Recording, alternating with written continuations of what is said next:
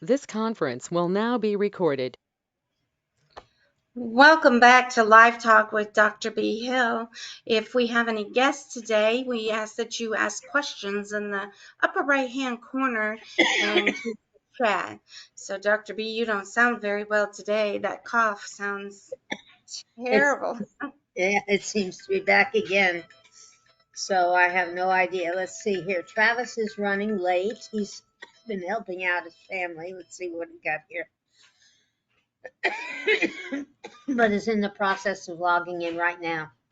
Dr. Smith, excuse me.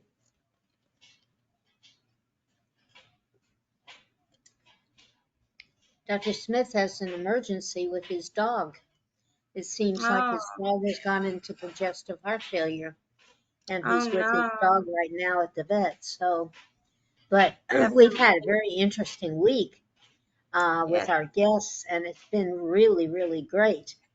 We've yes, it talked about has. so many things. We've talked about how people, the stories that are there. We've talked about the struggles that they went through, what happened when they were going into withdrawal, how they felt, what they did to be able to survive. I don't know anybody who couldn't open up their heart and understand what they've gone through. They are so excited as we are excited. It looks like we're out there right now. We're looking for an attorney to go ahead and start the class action lawsuit, which is going to be Excellent. absolutely wonderful. These Absolutely. the pharmaceutical industry, as well as the people that have given out the opioids, they need to be aware, number one, of what they have done to the people out there. They've not told anybody what was going to happen to their body. They've not done anything at all to help these people. They have blamed everything on the people instead of taking the blame themselves, which I think is absolutely horrible. So Definitely. there we go with that. So we're moving on. The DNA tests, they're packaging them right now. We had to have one more answer back from the lab before we can send them out. But we are getting ready to mail them out. They will be coming in an envelope, I believe a padded envelope, with the instructions, and it'll also have an informed consent in there, which they'll go ahead. It's a saliva test, so it's kind of easy to do because they just have to spit in this little tube. But there is a funnel, so they don't have to aim good. But Yup, once they I've get done that that before. but once they get that funnel in there and they get, two or three spits in there, she kind of put the cap back on and shake it up good and shove it back in the envelope with the paperwork that comes with it and send it back. We're even sending a self-addressed stamped envelope for it to come back to us, so it makes it real convenient. So they get it one day, it should be going out the next day, It's unless all they're. coming together. Yep. That's right. That's right. So everything. I'm so sorry. Will be working well. We've had some very, very interesting people that I have been talking to, and I can tell you that the majority of everybody that I've talked to, I'm talking about physicians, I'm talking about any kind of a provider, have said to me, no, we always thought there was something more to this than some kind of brain thing. And I said, yes, Absolutely. we now have this DNA test and it proves exactly what's Yeah. wrong. Yeah. I mean, when your DNA is off, it gets passed down, because your DNA, half of it comes from your partner, half of it comes from you, and your kids get it. And there's no studies what happens to children. Although I can tell you, and this is strictly my opinion, in talking to people, they have problems with some of their children that Hmm. were born while they were taking opioids or right after they were taking opioids. So One lady I talked to just this week said that what happened with her, she said, I never realized it, but my baby was very, very cranky when she was born, and she just continued to cry all the time. And I said, the baby was going through withdrawal. She said, I never thought of that, and I did that to my own child. And see, the OBGYN people did not know that she was on any kind of drugs, so they didn't pay much attention when the baby was cranky. Mm-hmm. So that's a hard thing. That's a really hard thing to go ahead and do. How is your daughter doing? Oh, she struggles. I haven't heard from her in about a week, but she's still struggling, unfortunately. And like you said, all four of her children, somewhere along the line, has had some type of issue in their life. Can't pinpoint it to what, it comes from. But do you think maybe the Tylenol that is now coming up with a lawsuit saying if your child has ADHD, autism, that was just Tylenol? Can you imagine the opioids that they were Yeah. introduced that would have contributed to it as well? So they've done some type of study with the Tylenol. Why not the opioids? You know? Exactly, exactly. Oh, looks like we've got Samantha's coming on. Good for. Hey, Samantha, we were missing you. Hey, I was It's just a good. little bit late this morning. That's okay. We're here. We were just talking about the different things that have gone on this week and talking about people that we have talked to. And I just had talked to someone who had a baby who cried and cried and cried after she was born, and she didn't realize it. But the baby was going through withdrawal because she was Yeah, taking opioids all during her pregnancy. So, right. hey, Travis. Travis Sorry, is guys. I'm on traveling. the highway. I had to find a spot with Wi-Fi to go to. I apologize about that. We got you. Just as long as you're Okay. not driving while you're talking. Nope, We I'm don't, completely parked. no I'm at problems, a Love's. Yeah, I'm at a Love's truck stop. So, how you doing today, Samantha? I'm good. How are you, Travis? Doing good, doing good. Good to see you. Good. So I'm just we I'm were just re, coming we in. I were was just we were kind of reviewing the week and the different things that have gone on. We've already talked about the okay. DNA tests going out in a couple of days because they're being packaged. And we Okay. talked about we're looking for an attorney right now for the Mhm. lawsuit. So Well, did y'all get Josh's text by any chance? I think he might have only texted me, but he I actually didn't. he gave me some information of a lawyer that he knows. He doesn't Mhm. know if he does like class action lawsuits, but he's gonna find out that information. I'm gonna send him Doug's number because he was asking for it. He got it the other day, but I think he didn't put it in his phone. So when we're that's done that. here, excuse me, I'm so sorry. When we're done He here, said yes, text only. He just answered back. yep. He told me text only. When when I get done here, I'll send him Doug's phone number. I'm gonna make. Did you already tell him that Doug's at the vet though? I'm just gonna let him know that. I'm gonna remind him that way he can maybe text him later. Later on when Doug's finished. Well, Cause yeah, just give him an hour or so because his dog is really bad. yeah, Um, I heard. And what's sad about that is, the dog that's at the vet right now that belongs to Doug, it's his oldest dog. She's named Missy. Well, my oldest dog that I have, she's a Shih Tzu. Her name is Missy as well. Missy as well. wow, Oh, I don't know wow. if you knew that or not, but that's my and favorite. that's Like something. my favorite is Missy, my little small dog. She goes everywhere with me. She's in the back seat right now. Uh, is that the one that was out on the porch the other day? Uh, that's the old little white one that has the blind eye right here that I put on the Yeah, camera the other day. I would pick yeah, her up, but she's back there sleeping. But yeah, I got you. all she does is sleep now. She's 15 years old, almost Oh, 16, and Oh, I've seen this before because my dog Owen, he was 17, he was a corgi. He slept for like the last year of his life, and then that's when that's when it happened. I had to rush him into that hospital on Monroe Road. I don't know if you guys are familiar with that one or not, but Mm-mm. it's a 24-hour emergency hospital for Yeah, pets. It's right there on Monroe Road.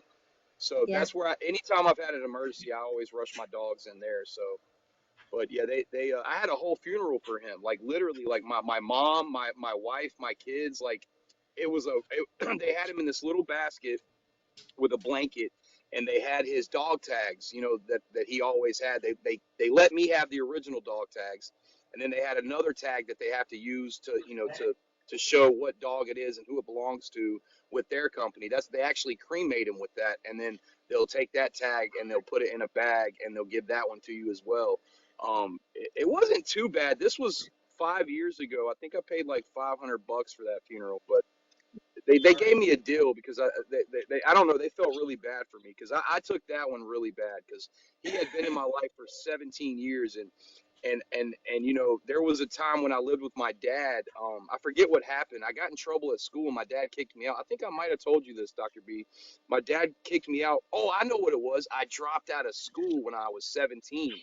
And so my dad was like, "Oh, you want to drop out? Okay, well, you're getting out of my house."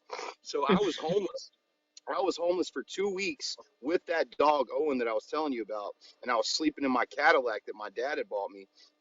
And I went home 2 weeks later, and I was like, "Dad, I'll go back to school. I'll graduate. Please let me come home. I'm not ready to be a man." And so that's how I actually got my high school diploma because I made a big mistake by dropping out, and my dad taught me a lesson. But I wasn't on drugs or anything back then. I was just a crazy young kid. I think I smoked weed and Good. stuff like that. That's about it. But yeah, that's how he taught me that I wasn't ready for the world. He was like, "All right, well, you're gonna live somewhere else because you're not living with me if you're not in school." And Yeah. my mom was on the same page. I was like, "Mom, can I come live with you?" And she was like, "Nope. If you're not in school, you're a man. You're gonna take care of yourself." And I was like, "Oh my God, what Mhm. have I done?" I And I did the didn't. same thing with my Yeah, girls. I, I I did didn't the make it two exact same weeks. thing. Yep. Yeah, I Yep. didn't make You're it either two going to go to weeks. school or you're not living with me. That's exactly what I Yeah, told I, I didn't make it 2 weeks, and I was banging on my dad's door. Please let me back home. I'll go to school. I'll make good grades. And I did it too. I graduated with a 3.2 GPA. It was the best thing that ever happened to me. I'm be them. honest with you, Awesome. because Right. before that, I was kind of like, I was very smart. Like I didn't apply myself. Like I would make good grades and didn't even like I don't even know how I did it. Like I would take the test and I would pass and I wouldn't even be paying attention in school. Like I was just naturally smart. But Hmm. I started hanging around this girlfriend in high school and she was no good. She was no good at all. Like and she talked me into dropping out like an idiot, and we were gonna live together, and then after I dropped out, I get kicked out. I'm like, where are we gonna live? I have no job. I have no money. I'm 17. I was like, listen, we have to break up. I have to go back home. I was like, I can't do this. I was like, I'm sorry. Mhm. But there's a little funny story about something from my past when I was a teenager. I was a crazy kid, Yes, yes. but All teenagers seem to be crazy, let me tell I you. think we well, all were at some point. Yeah. you think you know it all at that age. You think you got everything Absolutely. figured out. You think you have all the answers. Your way is the right Hmm. way. Nobody else can tell you what to do. And man, my parents were the type of parents that they're gonna make you learn the hard way, bro. Like you're gonna Hmm. hit rock bottom, and they're not gonna help. Like Yeah, and Yep. honestly, if every Yep. parent did that, you would see how quick your kids would just turn around because you'll be out in the middle of the world with no one to help you, Yep. and you have to let people hit rock bottom for them to actually want to Hmm. change. And that's what my dad and mom did. Like they were very smart with that. They did it twice, even with when I was on opioids. They did it then too. And then they got my wife involved, and they're like, "You got to kick him out of the house." See, I didn't know that either until the other day when we were at dinner and we were all talking, and my dad made a comment. He was like, "Yeah, Travis." He was like, "Did y'all ever argue whenever you found out that we made Priscilla kick you out the house?" And I was like, "What do you mean you made her kick me out of the house?" And he's like, "We didn't make her. We suggested that it would be a better option because we felt like it would make you want to change." And I was like, "No, I never knew that. She never told me." And I was like, "Babe, why didn't you tell me that?" She's like, "Well, I really, honestly, I just forgot about it. But yeah, that's true. They called me. We had like an hour conversation on three-way." And I was like, "Wow." I was like. I was like, well, I guess they know how to make me change because if I don't have a place to live, I freak out. So, They already knew. Yes. but so, anyways, how everybody doing today? Y'all doing good? Doing good. Is Josh on the phone? He's just at work. Yeah, Yes. Josh is on the phone. Oh, He's hello, Josh. he If you can't if you can talk, hear me. but he had a day off, and he has to make that day off by working through his lunches and stuff. Oh, So I, that's I what he's understand. doing. Yeah, I understand completely. I remember those days. It's never any fun. But yeah, I'm trying to paint this house tomorrow. I should be done by Saturday. I'm thinking if I wake up early in the morning tomorrow and get started by 6, I can have at least the entire downstairs done by tomorrow. And then I'm gonna bring Priscilla. She's actually gonna help me. And I was like, I need your help because two people, if we do this together, we can get out of here quick. Did we lose Sam? Yeah, I'm sure she has some connection problems. Well, Oh, anyway, okay. we're really happy about the DNA tests being able to go out, and we were talking about some of the quotes that have been made, or the stories, or the studies that have been made, or the things that people have said Uh, regarding the opioids, okay. like that they're not addictive, that it's a brain disorder and all Well, that. And what do you? here's the thing. Like, you know, I I'm not going to say they're addictive, but what I think is, and I know they're addictive, but what I'm saying is the methylation that's caused by the DNA being damaged. That's what that's what I think happens. Like it pretty much after a period of taking it, like after I've been researching everything Dr. Smith's been talking about, after a period of taking it, your body and your brain is pretty much wired to think, with all those receptors that are messed up, whenever, it goes in there and messes up the gene completely, you know, it pretty much wires everything to need it. Like you can't live without it. Like, I mean, it that's pretty much the concept that I came up with after looking at everything. I mean, just to break it down into small terms, like it messes up so many things in the body and in the DNA that you just, I mean, it completely takes over. Like, and that comment you made in one of the shows where you said someone said, "I wish they could take their own medicine." That would be the best thing that could ever happen. I know that would never happen, but if a judge would say, "Listen, we want you, you, and you. We're going to keep y'all out of hospital so it's monitored. You're going to take opioids every day for a week. At the end of that week, we're going to take you off of opioids, and let's see if you can survive without taking any more opioids or survive without getting deadly sick." That would be the smartest thing in the world for a judge to do. And I agree. Like when you said that, I was like, wow. I was like, that is a great idea. I wish there was a way that could happen because you could take people that have never been on opioids and let them take opioids for a week or 2 weeks, and they're not coming off that medicine because when they try to come off, they're going to be sick. I'm telling you, it might not be as bad as if you were on there for a couple of months, but you're still going to be sick. You're going to be in bed for a couple of days. Because I've told you this before, and I meant it. Like when I first started taking the pain pills, a couple of my friends, I forget exactly who it was, but a couple of my friends was like, "Hey man, you better watch out. Be careful with those. Like, those things are nothing to play around with.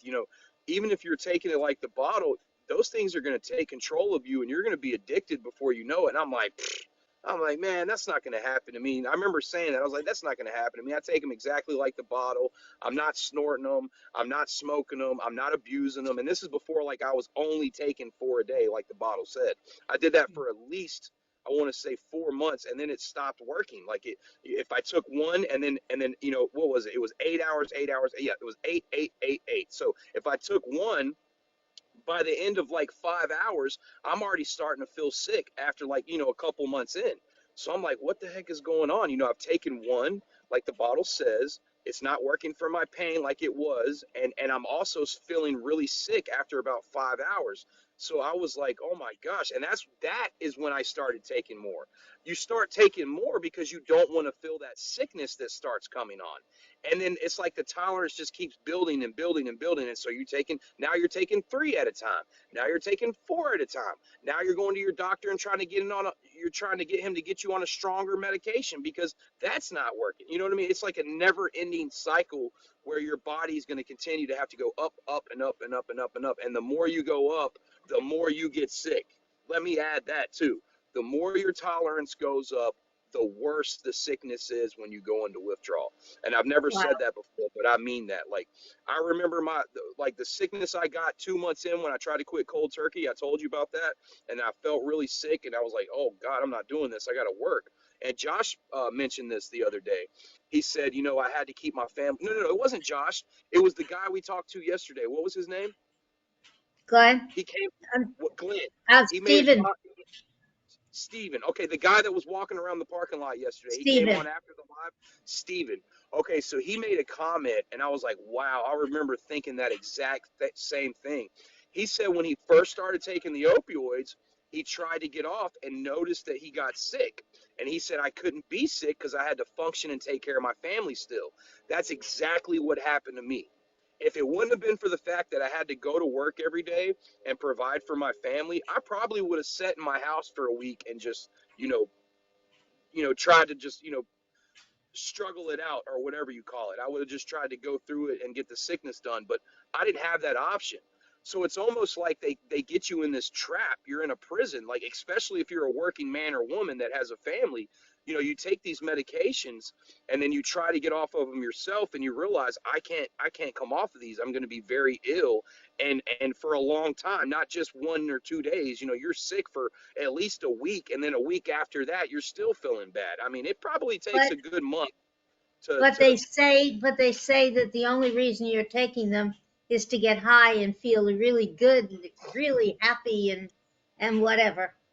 Yeah, I understand what they're saying, but that's where it trumps where they're saying what they're saying because, and I'll tell you why, it makes no sense. Like, if I want to get high, I'll go smoke some weed. For one, I'm just being honest with you. Back then, that was my mindset. Like, getting high to me was smoking weed. The opioids, the pain pills were for at first seriously for my pain because I was in a lot of pain when I first came to you guys. I was in and out of the hospital, in and out of surgeries. I had a lot of pain. I was in so much pain I couldn't even sleep at night. And that's one of the things I told my provider, and that's one of the reasons that he gave me those. And not only that, I was already on opioids, prescribed opioids when I first came to him. But long story short, that's just not the case, man. Like these things completely just what they're saying is not right. Like I've said this a million times. I'll say it again. I never woke up every day saying it's time to get high. I woke up every day saying I got to get something so I'm not sick. And I guarantee you could line up 1,000 people. You could line up 10,000 people that have used opioids or was ever addicted to them. They're going to tell you the same exact thing. They might have wanted to get high when they first started because yeah, you get high maybe the first couple of times. And what I mean by high, you really don't get high. You I don't know how to explain it. It's like a warm blanket feeling that goes over your body that you get for the first couple of times that you take. After that, all you're doing is chasing a dragon. You're never going to get high again. You're only trying to keep your sickness away. And that's how people get so wrapped up in this because they don't want to be sick. It's the sickness. I honestly believe if the sickness was not one of the side effects of coming off of opioids, that there would be a lot more people that would be able to get off of these by themselves. But you get Yeah, so sick, you can't. You can't come off of it. You're too sick. I mean, Miss Chrissy, I'm sure you've seen, not to bring this up, but I'm sure you've seen your relative that, we've talked about before that is going through this, and I'm sure you've seen her sick before. I mean, it's not a good sight. Like, I mean, you get angry, you're in a rage. If you can get out of bed anyways, but when you do get out of bed, and I think that's when the adrenaline is surging when I think when you get that rage in you after you've been going through withdrawal for a little bit, because it's happened to me before. I had to go outside and just scream. And I remember I hit a tree a couple of times. Like I was so sick I couldn't get out of bed, still couldn't find anything. This is right before I got clean. Still couldn't find nothing, still couldn't find nothing. All of a sudden I got this like burst of energy. And I think that was the abnormal catecholamines that we saw from my DNA test, where, my epinephrine and my dopamine were very abnormal. That was that rush I was feeling, and it didn't go away for a good hour or two. Like, I was pacing. I mean, I'm sitting here like this, and I'm still sick, so I can feel the sickness. But at that time, it's like I got all this energy, and I'm like, what is going on? I'm almost going crazy at the same time. Like, my mind is racing, I'm freaking out. And then after that 2 hours, when that whatever happened went back down, I was right back in bed, on my phone trying to find something. But that would happen periodically when I was sick. And it was a dangerous feeling. Like, actually looking back of what I know now of what was going on and what I was going through, like, it was dangerous, man. Like, I felt like I was losing my mind. Like, literally. And this is when I wasn't on opioids, I was withdrawing. Like, I literally thought that I was going to go crazy. Like, you know, Doug asked me one time, do you think someone could commit murder that was in withdrawal from opioids? And, I didn't know how to answer that at the time, but, I've been looking back on a lot of things that, things I went through and where I was mentally. Me personally, I don't think I could have ever done that, because I just know my nature. I'm too gentle in nature. You know what I mean? But there's other people that are different, and I'm not saying I never thought nothing crazy. When I did think of some crazy things, like schemes to try to hustle money from people, stuff like that. That was my MO. But as far as like breaking into a house and killing someone and, so I can get opioids, that wasn't me. But, it happens all the time. Like, if you look on YouTube, like I was going to tell you, I looked on YouTube after Doug made that comment, and I was researching like people that killed for drugs. And you can do it. Well, I put opioids, excuse me, people who killed for opioids slash heroin, stuff like that, pain pills, whatever. And all these things, these news articles came up of people that were on heroin or pain pills that literally killed their own mothers, their own fathers, their grandparents, for God's sakes, broke into random strangers' homes to rob them, and ended up hurting and killing them for the sake of getting money to get their opioid. And, that's pretty powerful, man, because I've never, and I'm not saying it's never happened, but you hear more about people on opioids doing stuff like that than you do of any other drug.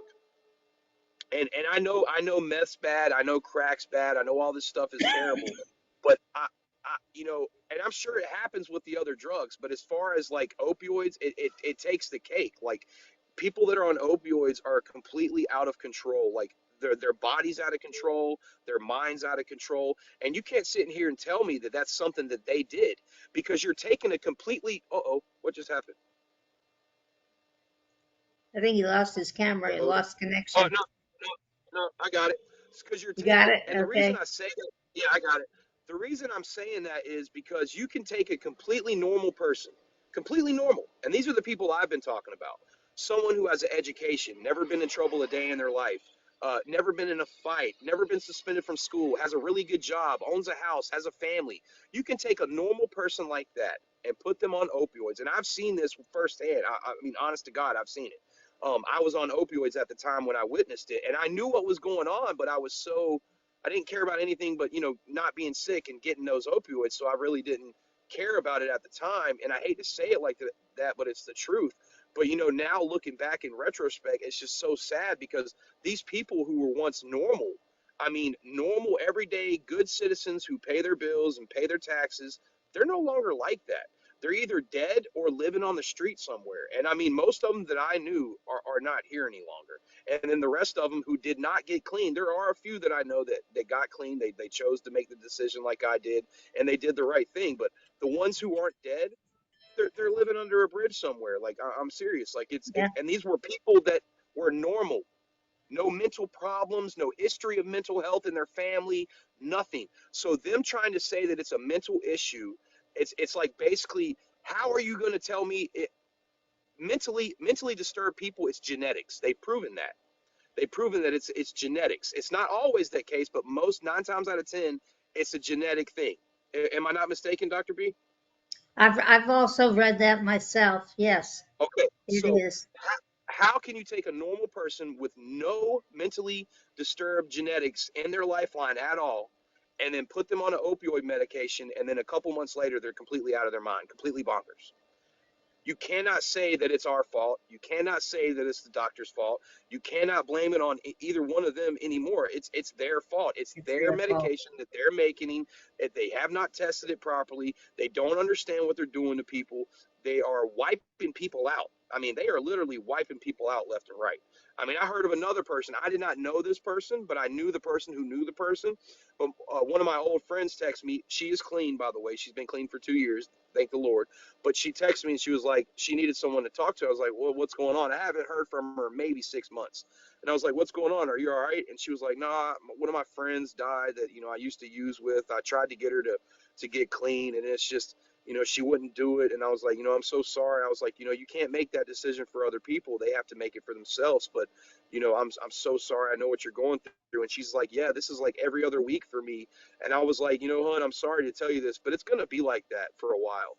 All the people Yeah. that you knew, that you were hanging out with and using with, and you got clean, over the next few years, you're going to keep getting phone calls until they're pretty much they either got clean or they're all dead. And I just want you to be prepared for that, because that's what happened to me. I mean, literally, there was probably 30 to 40 people in the circle that I knew. It's not like we all hung out together, but we all kept touch. So if somebody was out of their medicine, like the way it works when you're on opioids, you'll somehow all come together. So if I'm taking I'm just going to give you an example. This was not what I was taking at the time, but I'm going to give you an example. If I'm taking Percocet 10s, and I meet Ronnie and John and Joanne, and they have Percocet 10s. They have the prescription as well. But I get my prescription on the first, and they get theirs at the end of the month. Well, I know I might be out of mine at the end of the month. So I'm going to get their numbers and their names. So if I'm out, they can give me a few, and then when I get my prescription, I'll give them back. Does that make sense? Yep, it sure That does. that's what opioid addicts do to not be sick. They do that. They do the trading thing where, okay, if you give me 4 to make it until I get my prescription, I'll give you 5 back. So you get an extra one back. But your good friends won't make you give any Right. back. They're just like, nah, just give me the whatever back that you borrowed. But Well, that eventually. I hate to interrupt you, but it is time that we depart today. However, we Oh will man, be definitely. Hmm? I was And into that Josh says conversation. Sorry, I wasn't done with that. But 30 that's minutes is too okay. short. Well, we can pick it up. We can pick it up tomorrow because it's a very good conversation. But we are 2 minutes over. All right. Well, So sorry, we, I was a little late getting in. I apologize about that. but that's okay. No problem at all. We appreciate it. We know that you're out doing what you need to do. Chrissy, you go ahead and take it away, honey. Well, thank you so much for joining us today, Travis. As always, I enjoyed the company. So we are so glad that you have joined us. And thank you, visitors that had joined in every single Monday through Thursday, 12:30 to 1. And don't forget, we'll be back on Monday. So y'all have a blessed day. Thank you, everybody, and Bye, I'll be guys. talking to you. Thanks, Josh. Hold on a second, Travis. So, You're Josh, exactly right, Brother Hey, Travis. honey, how are you? yeah, You- I got You're your exactly text. I got your